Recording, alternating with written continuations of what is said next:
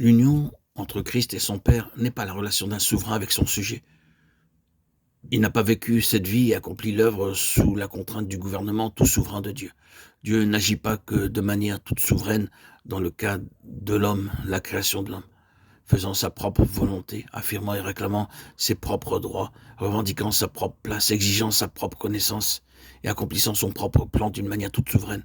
Non, tout cela reposait sur une autre base qui était la communion.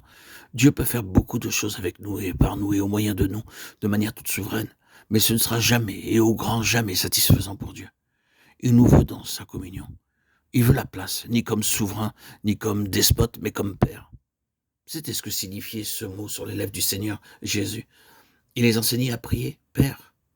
Cette relation entre Christ et Dieu, comme son Père, signifiait que Dieu avait la place dans le cœur d'un homme. La Bible tout entière traite de cela. C'est le problème central de Dieu. Dieu veut avoir une place dans le cœur de l'homme, un lieu où n'est pas une place de créateur souverain, mais qui signifie une relation de communion et d'amour, afin qu'il soit désiré. L'Ancien Testament est plein de cela, antypé par de nombreuses illustrations. Dieu cherche un certain lieu pour son nom, là où son nom sera aimé, un certain endroit où il pourra rencontrer des hommes sur le terrain de la communion et de l'amour. Le Nouveau Testament introduit cela de manière très significative. Il introduit le maillon entre l'Ancien et le Nouveau Testament. Et ce maillon inclusif, c'est Christ comme Fils de l'homme. Ici encore, nous voyons cette loi de l'incorruptibilité. C'est ce qui ira jusque dans l'éternité. Il y a là quelque chose que Satan ne peut pas détruire, quelque chose que la mort ne peut pas annuler. Il y a là une chose si précieuse pour Dieu qu'elle se manifestera encore pour l'éternité.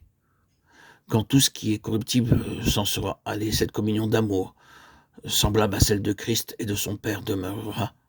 Oh, quelle différence il y a entre cette relation avec Dieu et celle qui existe généralement.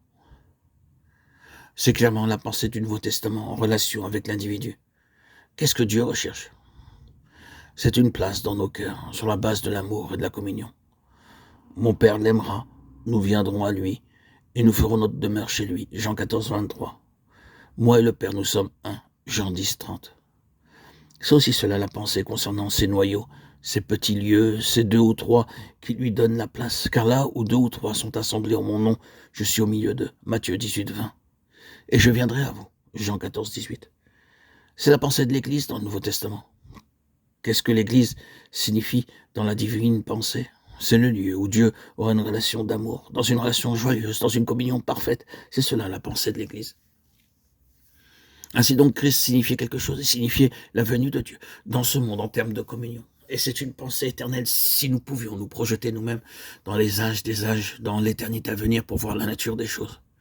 Et ce qu'elles seront, nous pourrions voir une harmonie parfaite entre Dieu et l'homme, plus harmonieuse que la meilleure des musiques, sans notes discordantes, sans aucune tension, sans aucune ombre ni suspicion, sans aucun dommage.